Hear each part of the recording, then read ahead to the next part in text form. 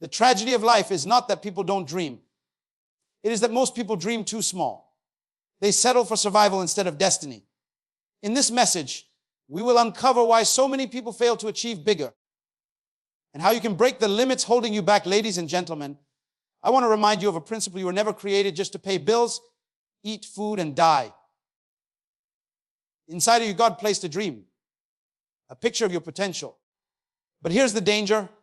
Most people confuse existence with living. And so they shrink their dream to fit their environment instead of stretching their environment to fit their dream. Today, I want to talk to you about dreaming big, but not stopping there, achieving bigger. Because potential is only powerful when it is realized. Vision is the most powerful force in human existence. It is the ability to see beyond what is into what can be. Every invention you see around you, this camera recording me, the phone in your hand, the building you live in, was once invisible. It began as an image in someone's mind. Vision is not what your eyes show you. It's what your mind reveals to you about your future. Your eyes show you problems, but vision shows you possibilities. Without vision, people perish. That's not a poetic statement. It is a principle of life. When there is no vision, the people wander. They get busy but never progress. They work hard but never advance. They wake up, go to jobs they hate, spend years doing what is not aligned with their calling. And at the end of life, they discover they only survived but never truly lived. Vision is the difference between existing and living. You see, dreaming is not enough. Everybody dreams.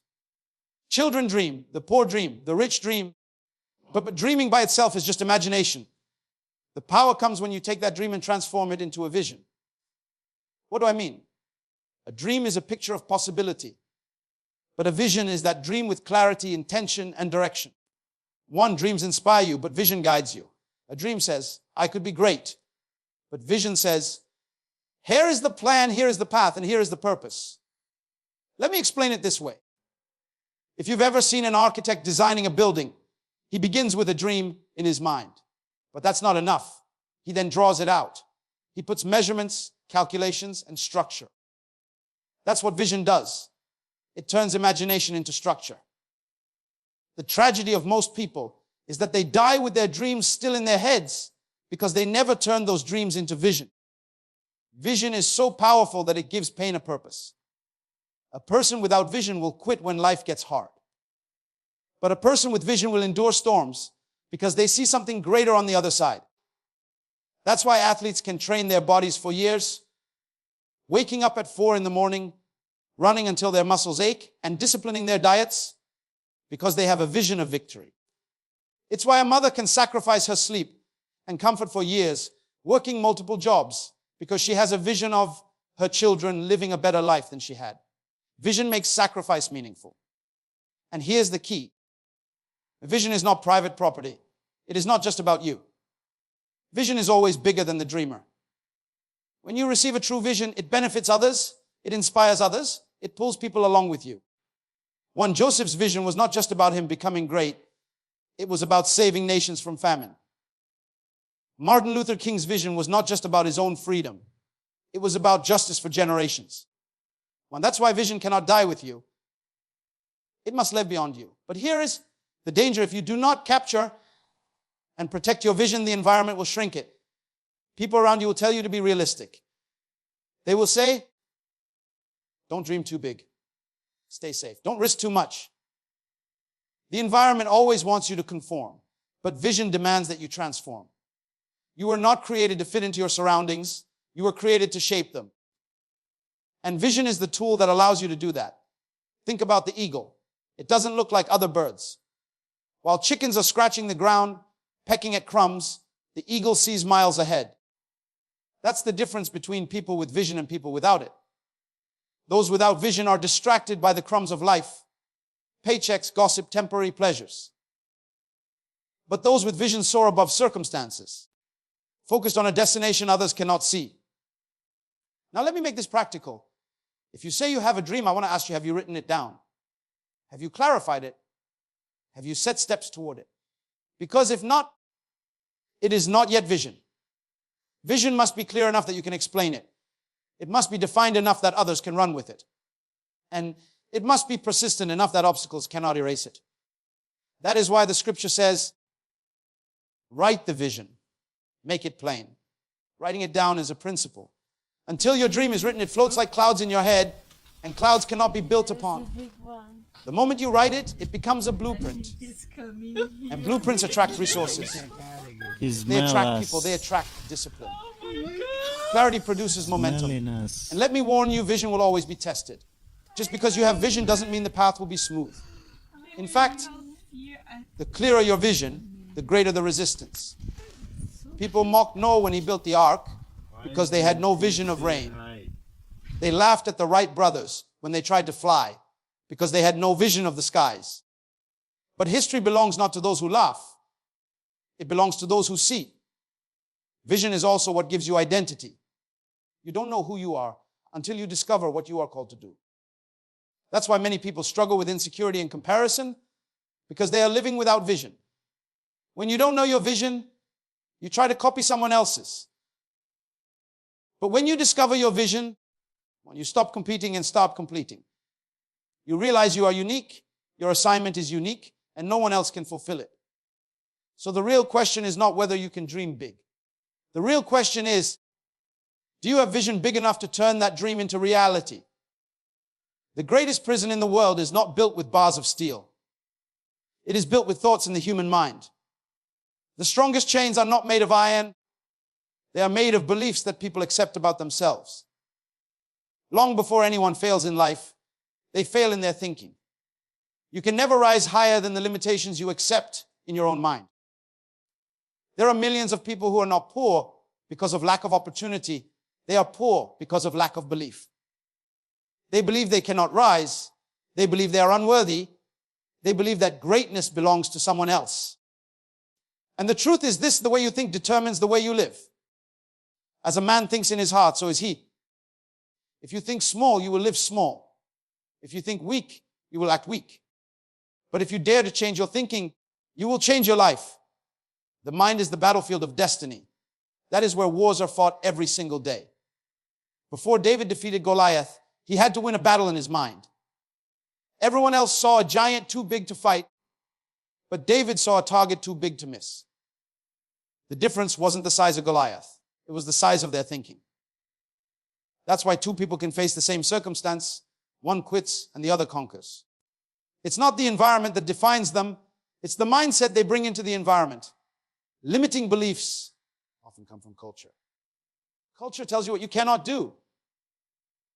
It tells you that no one in your family has ever succeeded. So you won't either. It tells you that your background determines your future. It tells you that because you were born in poverty, you must remain there. But culture is not destiny. Your environment may have shaped your start, but it does not have the right to dictate your finish. What limits many people is that they have allowed culture to become stronger than vision. Limiting beliefs also come from failure. The moment someone tries and falls, they begin to assume that their failure is permanent. But failure is not a conclusion, it is only information. Failure is the feedback of growth. Every time you fall, you learn what doesn't work. But when you let that failure define your identity, you build a prison around your own potential. The most successful people in history failed more than most. Thomas Edison failed thousands of times before the light bulb. Walt Disney was told he lacked imagination. Oprah Winfrey was fired from her job because she was told she wasn't fit for television. What separated them from others was not that they never failed, but that they refused to let failure shrink their belief in what was possible. There are also limiting beliefs handed to us by people we trust. Teachers, friends, parents, even leaders sometimes speak words that cripple us. Words like, you're not smart enough, you're not good enough, you'll never make it. Those words, if you receive them, can create ceilings in your mind. And the danger of ceilings is that they are invisible. You don't even realize you're living under one. You stop aiming high because you already accepted the lie that you're not capable. This is why you must guard your mind more than your house. You lock your doors at night to keep thieves out. But how many of us leave our minds wide open to negative words, destructive media, toxic opinions? A thief that steals your wallet takes your money. But a thief that steals your belief takes your future. This is why renewing your mind is so critical.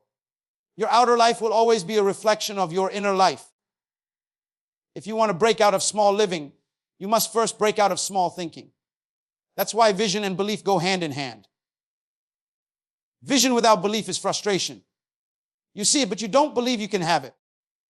Belief without vision is wasted energy. You have confidence, but no direction. But when belief and vision align, nothing becomes impossible. Think about the elephant in the circus. Trainers tie a baby elephant to a small rope, and because it is young, it cannot break free. The elephant pulls and struggles, but eventually it accepts the limitation. Years later, that same elephant is grown, weighing thousands of pounds, strong enough to pull down a tree. But it remains tied to a tiny rope, not because it cannot break free, but because it believes it cannot. That is exactly how limiting beliefs keep people in jobs they hate, in relationships that destroy them, in lives that never reflect their true potential. They have the power to break free, but they have been trained to think small. And here is the principle: what you believe sets the boundaries of your life. If you believe you cannot go further, you won't even try.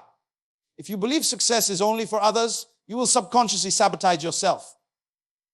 If you believe you are not worthy of greatness, you will settle for survival. Belief is like a thermostat. It regulates the level of achievement you allow yourself to reach. That is why two people can start with the same opportunities, but one goes further than the other. It is not luck, it is belief. So ask yourself, what lies have you accepted as truth? What voices have you allowed to limit your destiny? What beliefs have become the invisible prison around your life?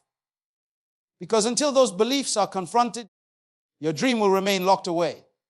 A dream is free, but the journey to that dream will always cost you something.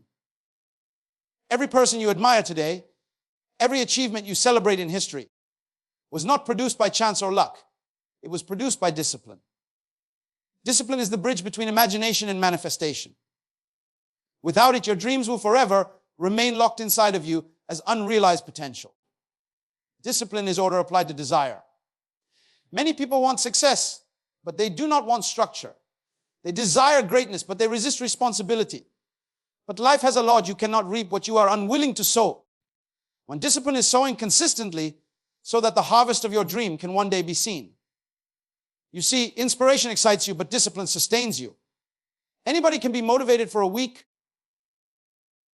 but discipline keeps you moving for years when the excitement has worn off. When you look at the lives of great achievers, you will always find discipline at the core. Athletes don't win gold medals because they simply dreamed of standing on a podium. They win because they subjected their bodies to years of training, to strict routines, to early mornings and late nights. Writers don't publish books because they only dreamed of being authors. They publish because they discipline themselves to write, to edit, to research, to push through writer's block. Business leaders don't build empires just by dreaming of wealth. They build them by practicing discipline in learning, in managing resources, in making sacrifices others are unwilling to make. Discipline is not a prison, it is freedom. Many people think of discipline as restriction, as punishment. But discipline actually liberates you from chaos. When you discipline your time, you free yourself from waste. When you discipline your finances, you free yourself from debt. When you discipline your mind, you free yourself from confusion. Undisciplined people may seem free in the moment, but they are bound by the consequences of their lack of order. Discipline is the price you pay today to secure the freedom you want tomorrow. Dreams are beautiful, but dreams without discipline are dangerous. They create frustration. Because nothing is worse than having a picture of what could be, yet never experiencing it, because you lack the structure to bring it into reality. A person who dreams of health but refuses the discipline of exercise will only live in regret. A person who dreams of financial abundance but refuses the discipline of budgeting will only live in lack. A person who dreams of impacting the world but refuses the discipline of preparation will only live in disappointment. Dreams require discipline to become destiny. And here's what makes discipline challenging: it is daily, not occasional. You don't become great by what you do once in a while. You become great by what you do consistently. One, discipline is repetitive. It is waking up early again and again. It is saying no to distractions again and again. It is choosing long-term gain over short-term pleasure again and again. The human tendency is to seek comfort, but discipline requires you to embrace discomfort for the sake of growth. There's a reason why successful people are often misunderstood. Their habits look strange to undisciplined people. While others are sleeping, they are working. While others are spending, they are saving. While others are complaining, they are building. The undisciplined mind says, that's too much, that's unnecessary, that's extreme. But history has proven that discipline always produces distinction. And let me show you why discipline is also a law of life. Even nature obeys order. The sun rises and sets in disciplined timing. Seasons shift in disciplined cycles. Plants grow in disciplined patterns. Nothing in creation thrives without order. If creation itself is governed by discipline, how much more must we apply discipline if we want to succeed? Dreams are not fulfilled by chaos. They are fulfilled by order. Discipline is also the proof of desire. Anybody can say they want success. Anybody can say they want to achieve bigger things. But the evidence of your desire is not in your words. It is in your discipline. If you truly want something, you will pay the price for it. And if you are unwilling to pay the price, it means you don't want it enough. One. Dreams separate the talkers from the doers, and discipline is the line that divides them. The truth is, every dream demands sacrifice. You cannot take hold of your future while clinging to every comfort of your present. Something has to give. You may have to sacrifice sleep, sacrifice entertainment, sacrifice temporary pleasures. That's what discipline does. It teaches you to give up what is less important so you can gain what is more important. People who achieve bigger goals have simply mastered the art of delayed gratification. They choose purpose over pleasure, vision over convenience, destiny over distraction. Discipline is also contagious. When you live a disciplined life, you inspire others to rise higher. Children copy the discipline of their parents. Teams copy the discipline of their leaders. Communities are shaped by the discipline of individuals who decide to live by principle rather than impulse. One, your discipline becomes a model for others to follow. And here's the reality: discipline is not natural, it is trained. No one is born disciplined. Every child would rather play than study, eat candy than vegetables, sleep than work. Discipline is developed by choices, by habits, by consistent training of your will. Which means that no one can say, I wasn't born disciplined. Discipline is not a gift, it is a decision. Every time you act with discipline, you strengthen that muscle. Every time you choose order over chaos, you build the structure of your dream. So the question is never whether your dream is possible. The question is, are you willing to pay the price of discipline to see it come to life? Success is not the ultimate goal of life. Success is important, but it is not final. You can be successful and still not be significant. You can reach the top of your career, accumulate wealth, gain recognition, and yet die without ever having truly lived your purpose. Success is what you achieve for yourself. Significance is what you leave for others. And the truth is that the measure of your life will not be determined by how much you owned, but by how much you impacted. Many people confuse success with fulfillment. Success may bring temporary satisfaction, but it does not guarantee meaning. That is why we see people who reach the peak of success, and yet they feel empty inside. Celebrities, millionaires, powerful leaders, many of them confess that after achieving everything they dreamed of, something is still missing. One, that missing piece is significant. Because no matter how high you climb, if your life does not touch others, it is incomplete. Significance is about living beyond yourself. It is about realizing that your dream is too small if it ends with you. True achievement is measured not just by what you do, but by the legacy you create. Think about it, a seed does not exist for itself. A seed grows into a tree that provides shade, fruit, and life for others. In the same way, your dream is not just for your comfort, it is designed to serve, to give, to build, to elevate others. The problem is, we live in a culture that celebrates success more than significance. We applaud wealth, titles, possessions, and positions, but rarely do we applaud character, sacrifice, or service. And so many people spend their lives climbing ladders of success only to discover that the ladder was leaning against the wrong wall. They reached the top, but the view wasn't worth the climb. That's because success without significance leads to regret. Significance requires you to think generationally. Success thinks about today. Significance thinks about tomorrow.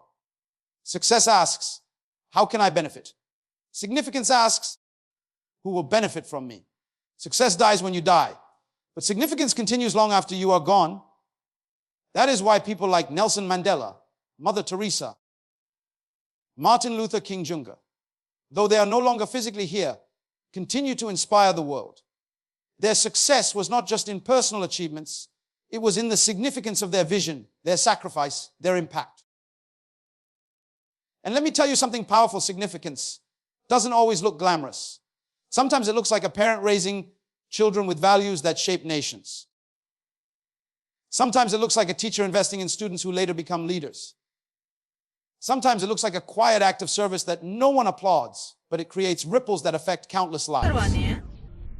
Significance is not about fame.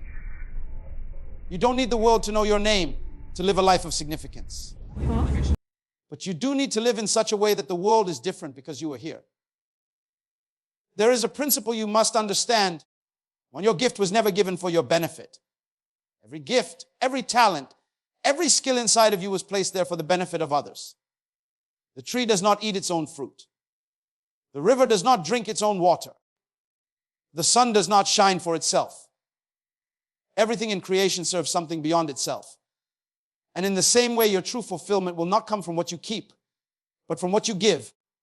This is why achieving bigger must mean impacting bigger. If you achieve wealth, but your wealth never helps anyone, it is wasted. If you achieve knowledge, but you never share it, it dies with you. If you achieve power, but you never use it to uplift others, it corrupts you. The true test of achievement is not the size of your house, but the size of the lives you have touched. Now here's something many people miss: significance multiplies your life. When you live only for success, you limit yourself to one lifetime, your own. But when you live for significance, you enter into the lifetimes of others. Your influence travels further than your presence. You may leave the earth, but your impact continues to echo. That is why some people are remembered for generations, while others are forgotten within years. Memory follows meaning. We remember those who lived significantly, not just successfully. And significance is not about waiting for some grand stage. It begins where you are, with what you have and with who is around you right now. If you cannot serve one person, you will not serve 1,000. If you cannot impact your community, you will not impact nations. Great legacies are built with small, consistent acts of significance. You may never know how far one word, one gesture, one act of love will travel. But significance assures that it will outlive you. So here is the challenge: is stop asking, what can I achieve for myself? And start asking, what can I achieve that will matter beyond me? Because the truth is, success will be buried with you, but significance will resurrect in generations after you. The greatest tragedy in life is not that people die. The greatest tragedy is that people die without ever living out their potential. Potential is everything you were created to be, but have not yet become. And here is the truth: your dream is a glimpse of that potential. But dreaming alone is not enough. You are not designed to die with dreams. You are designed to live with vision, to break through the barriers of small thinking, to discipline your life until your potential becomes reality, and to leave a mark so deep that generations will remember your significance. Your future is waiting on you. The world is waiting on you. Creation itself is groaning, waiting for men and women who will rise up and refuse to live small. There is something inside of you that is greater than the obstacles outside of you. There is a vision in your spirit that is bigger than the limitations of your environment. There is a calling on your life that discipline alone can unlock. And there is a purpose in you that will not be satisfied with success alone. It will only be fulfilled when you live significantly, impacting lives beyond your own. So I challenge you today: dream big, but don't stop there. Write the vision. Protect the vision. Believe bigger than your fears. Train your habits until discipline becomes your lifestyle. And then live beyond yourself. Touch lives. Build legacies. Create impact that will echo through eternity. Because you were not born to take up space. You were born to change space. You were not born just to survive. You were born to influence, to rule, to lead, to create, to serve. When history writes your name, let it not be said that you only dreamed. Let it be said that you dreamed big and you achieved bigger.